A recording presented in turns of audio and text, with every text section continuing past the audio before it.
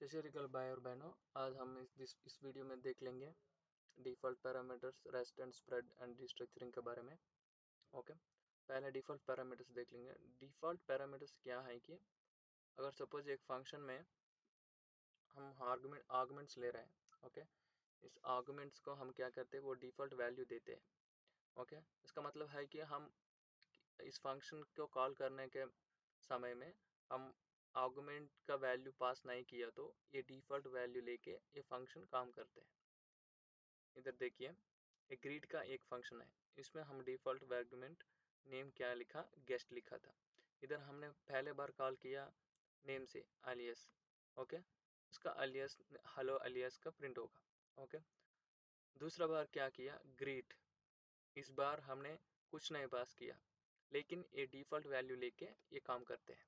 ठीक है, ये डिफ़ॉल्ट पैरामीटर्स का यूज़ केस क्या है कि हम अनडिफाइंड एरर्स को प्रिवेंट कर सकते हैं और वो फ्लेक्सिबिलिटी भी देते हैं फंक्शंस को कॉल करने में।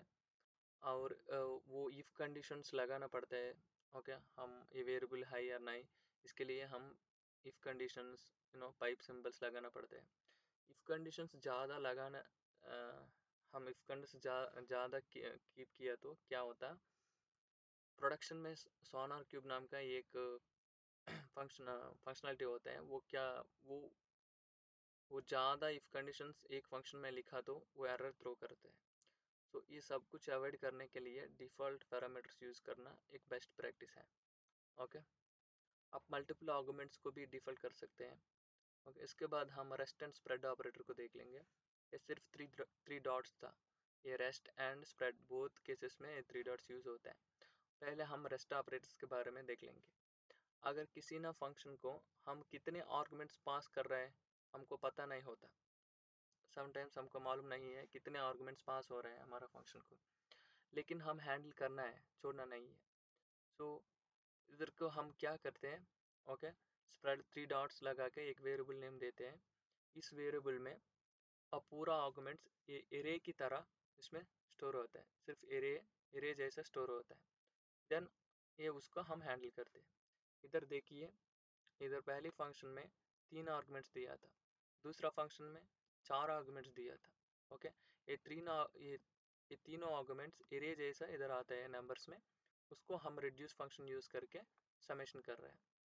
दूसरा बार 4 आ रहा है, फिर भी हम एरे जैसे लेके समेशन कर रहे हैं। दोनों केसेस में हम हैंडल कर सके हैं।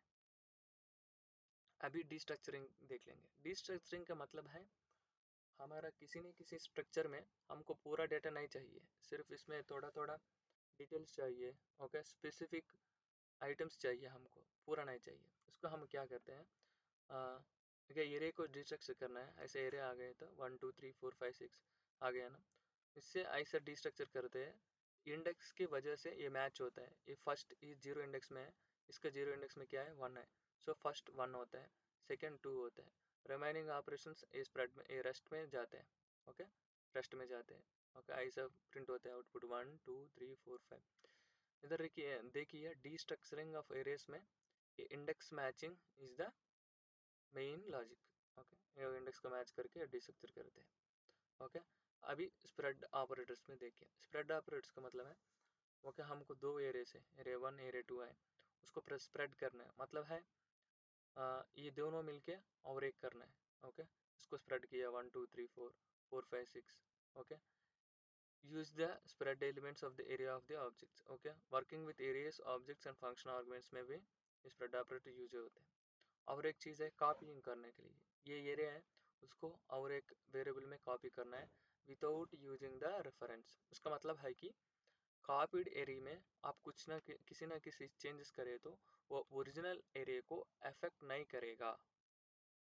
ध्यान से सुनिए, ये कॉपी करने का मतलब है कि कॉपी एरिया में किसी ने चेंजेस हमने किया, ओके, देन ओरिजिनल एरे को ये अफेक्ट नहीं करेगा, क्योंकि ये रेफरेंस से कॉपी नहीं हुआ। ओके, स्प्रेड ऑपरेटर्स यूज करके ये कॉपी हुआ था। ओके, स्प्रेड ऑपरेटर्स ऑब्जेक्ट में भी यूज कर सकते हैं। ओके, हम भी कॉपी कर सकते हैं, न्यू एलिमेंट्स ऐड कर सकते हैं स्प्रेड ऑपरेटर्स यूज करके। ऐसा ये पूरा एलिमेंट है, उसके बाद हमको लोकेशन भी एलिमेंट भी चाहिए। सो ये पूरा 3 इसमें कॉपी हुआ अपडेटेड में। ओके, डिस्ट्रक्चरिंग, ऑब्जेक्ट में भी डिस्ट्रक्चरिंग है, ये बहुत यूज है। ओके, एरे का डिस्ट्रक्चरिंग हमने देख लिया, लेकिन एरे का डिस्ट्रक्चर में और एक चीज़ है, अब किसी ना चीज़ को छोड़ना चाहिए तो ऐसा देना है। ओके, कामा कामा रख के कुछ नहीं लिखना है इधर। देखिए इधर 4 है लेकिन हमको 2 चाहिए। Okay, first one third one, first one third one को रखा था, अब बीच में काले लिया, अब फोर्थ वन को लिखा भी नहीं है, छोड़ दो उसको। कुछ नहीं होगा। ओके, ओके, ऐसा एरे को डिस्ट्रक्चरिंग करते हैं, लेकिन डिस्ट्रक्चरिंग ऑब्जेक्ट का डिस्ट्रक्चरिंग है, ये बहुत इंपॉर्टेंट है, क्योंकि रियल टाइम में हमको हमेशा ऑब्जेक्ट मिलते हैं, उसको डिस्ट्रक्चर करना बहुत इंपॉर्टेंट है। सो ऑब्जेक्ट में डिस्ट्रक्चरिंग, ओके, की का वजह से होता है। ओके, नेम एज कंट्री सिर्फ वो एग्जैक्ट की को लेके इससे निकलते हैं, लेकिन एरे डिस्ट्रक्चरिंग में हम इंडेक्स की वजह से करते हैं, ऑब्जेक्ट में कीज की वजह से करते हैं। Okay, remaining the variables, renaming the variables एक चीज़ है, क्योंकि लेट सपोज से हमको डेटा डेटाबेस से आया, वो कैमल केस में है, पास्कल केस में है, और छोटा केस में है। ओके, ऐसा हो सकता है, लेकिन हमारा फाइल में सेम नेम से ऑलरेडी नेम वेरिएबल्स है।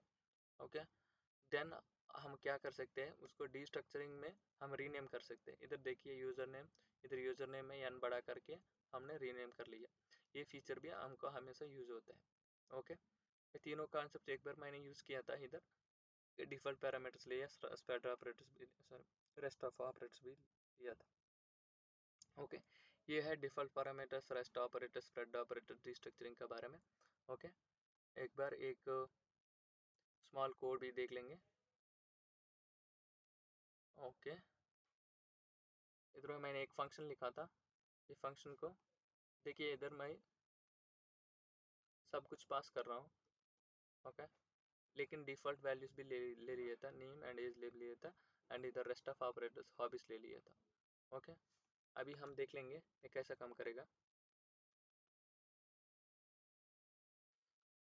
मैं जावास्क्रिप्ट के डीबग टर्मिनल में हूँ, हम ब्रेक पॉइंट्स भी लगा दिया, देखिए आ गया। अभी हमने कॉल किया था ये फंक्शन को, इधर देखिए लोकल, लोकल में एज, एज 25 मैंने पास किया था, एज 25, एंड नेम भी पास किया था, एलियस। ओके, नेम भी आ गया। Rest this things, reading, coding, travelling, ये सब कुछ हॉबीज, सी हॉबीज एक एरे था, एरे में रीडिंग, कोडिंग, ट्रैवल सब कुछ आ गया। ओके,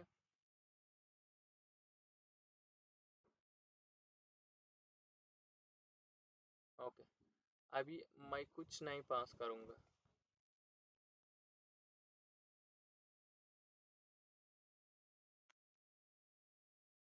लेकिन देखिए मैंने कुछ नहीं पास किया, लेकिन हमको एरर नहीं आते, सिर्फ ये डील करते हैं विथ डिफ़ॉल्ट वैल्यू से।